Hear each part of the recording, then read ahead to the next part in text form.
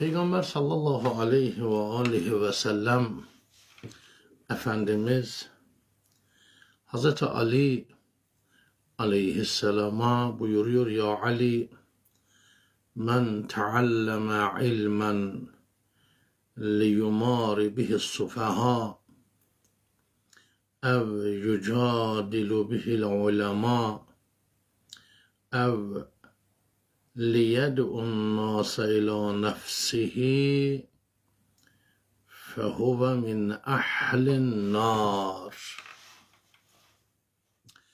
Kardeşlerim, Peygamber Efendimizin bu hadis-i şerifinde ilmi 3 kötü niyette öğrenen insandan söz ediliyor. İlim nurdur ve Allah bu nuru layık olanların kalbine indirir.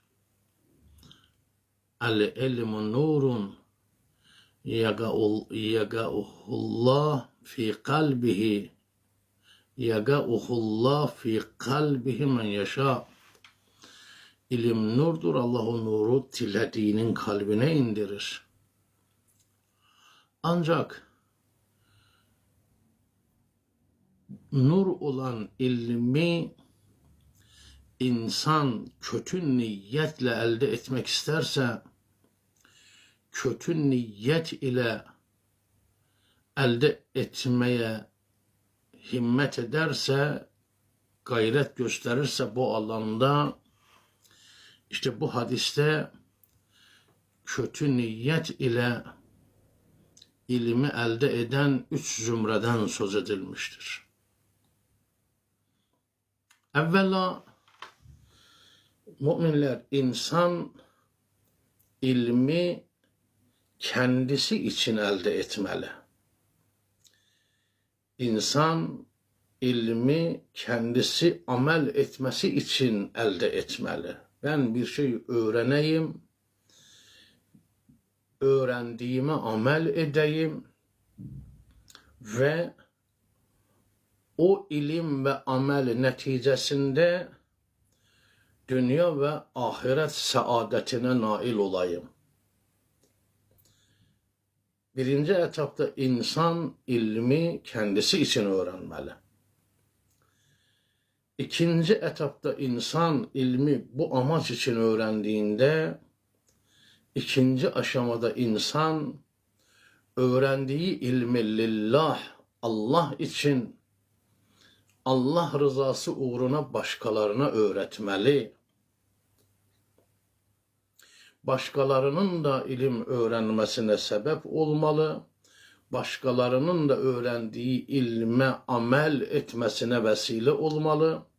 Bu esasen ilim öğrenenler için bir kemaldir, bir fazilettir. İlmi insan kendisi için öğrenmeli derken, yani ilmi insan Allah rızası için öğrenmeli. İlmi insan lillah olarak gidip talep etmeli. Allah için gidip talep etmeli.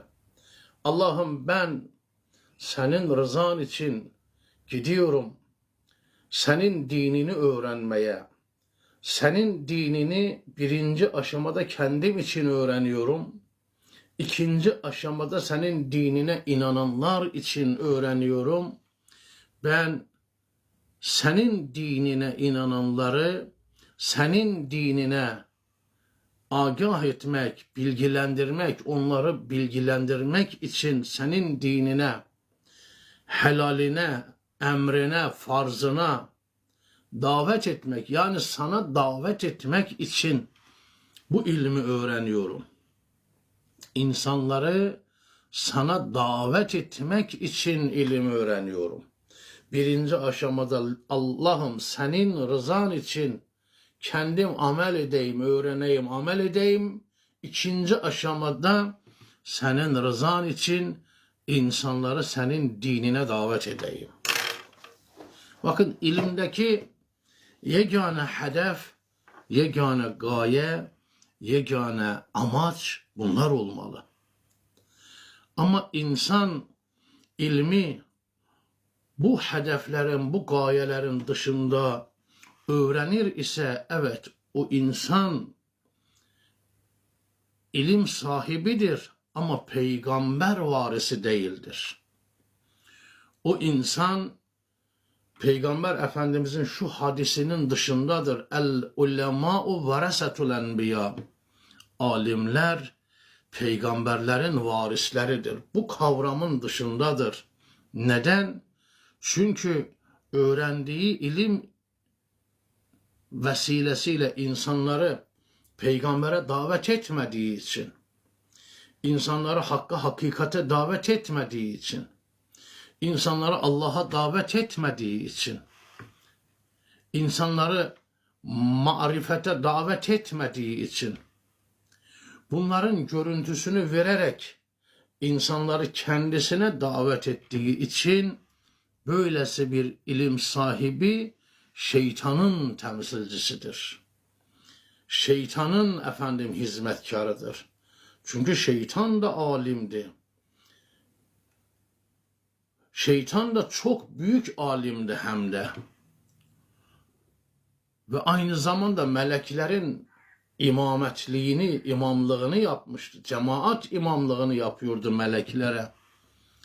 Şeytan da büyük bir alimdi ancak ilmine amil olmadığından, amel etmediğinden dolayı lanetlenmişti.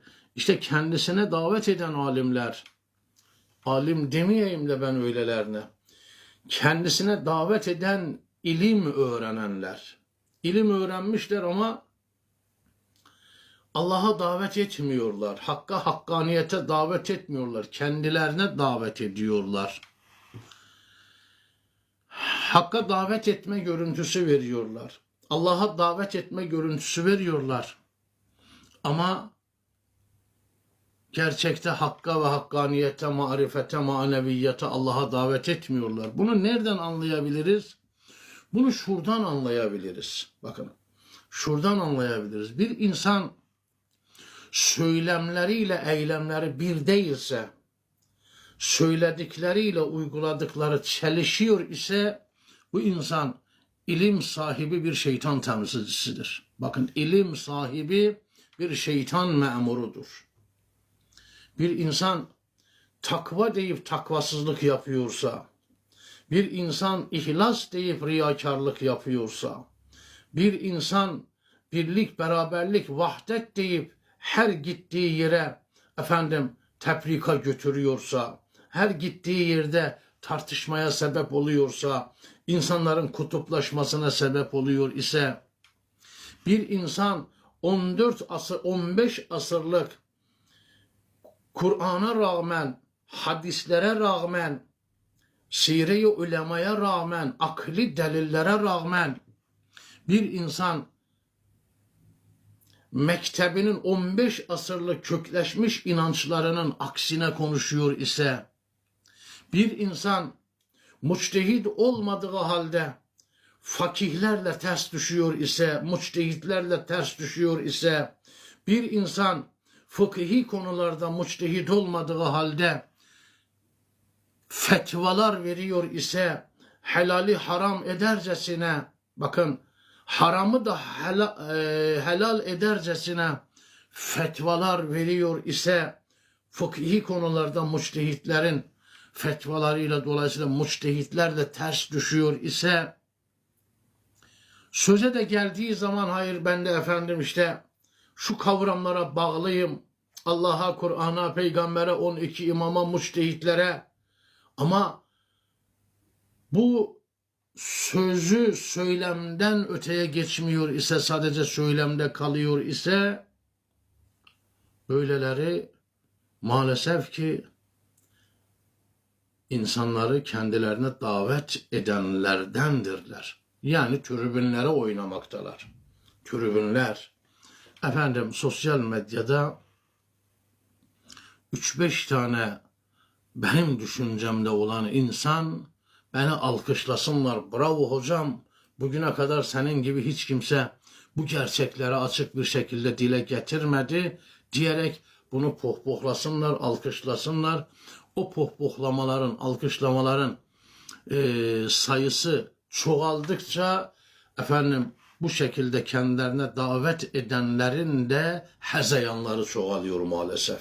Hezeyanları maalesef çoğalıyor. İşte Peygamber Efendimiz bu hadis-i şerifte bu hezeyancılardan söz ediyor. Bu hezeyancılardan. Ya Ali, bir insan men tealleme ilmen liyumari bihi sufaha, bir insan ilmi sefihlerle, ahmaklarla tartışmak için öğrenirse, bakın sefihler, ahmaklar, o tür insanlarla münazara etmek, tartışmak, onları susturmak, siz anlamazsınız, siz bilmezsiniz deyip onlara baskın gelmek için, bakınız ilim öğreniyor ise veya ev yucadilu bihul ulema veya alimler ile cedelleşmek için, alimler ile tartışmak için geliyor efendim bir meclise, alime soru soruyor, alim cevap veriyor. O ikinci soru, üçüncü soru, dördüncü soru, soruların içinde cevaplar verildiği zaman o cevapların içinde efendim bir takım yerlere itiraz, anlıyorsun ki bunun öğrenme derdi yok. Bunun derdi 3-5 sayfa efendim bu ezberlenmiş, 3-5 sayfa karıştırmış, 3-5 bilgi elde etmiş, amacı alimle tartışıp kendisini oradaki topluluğa arz-ı endam etmek. Bakın ben de bir şeyler biliyorum, görüntüsünü vermek. Yani kim alimlerle tartışmak için, cedelleşmek için ilim öğrenirse veyahut da liyed'un nase ila nefsihi, kim insanları kendisine davet etmek için ilim öğrenir ise fehuve min ahlin nar, bu insan ateş ehlidir. Ateş ehlidir. Demek ki her ilim bilen değerli değildir. Her ilim bilen efendim adının önünde alim olan her insan başa tac edilmemelidir. Ünvanı alim de olsa bu 3 sebepten birisi için ilim öğrenmiş ise ahmaklara baskın gelmek için, sefihlere baskın gelmek için, alimlerle cedelleşip tartışmak için veya insanları kendisine davet etmek için ilim öğrenip adının önünde alim ünvanı olanlar cehennem ehlidir. Onun için nedir? Burada Allah'a, hakka, marifete, maneviyata davet edenler ile nefsine davet edenler ayırtılmalıdırlar. Bunlar aynı efendim kategoride efendim değerlendirilmemelidirler. O Lokman Hakim'in hizmetkarına dediği gibi balın bal değeri vardır, soğanın soğan değeri vardır. Soğanı balın değerine getirirsenizse bala haksızlık etmiş olursunuz. Onun için bu tür durumlarda denilmelidir ki bu soğandır, bu da baldır. Evet, soğana soğan değeri, bala bal değeri verilmelidir.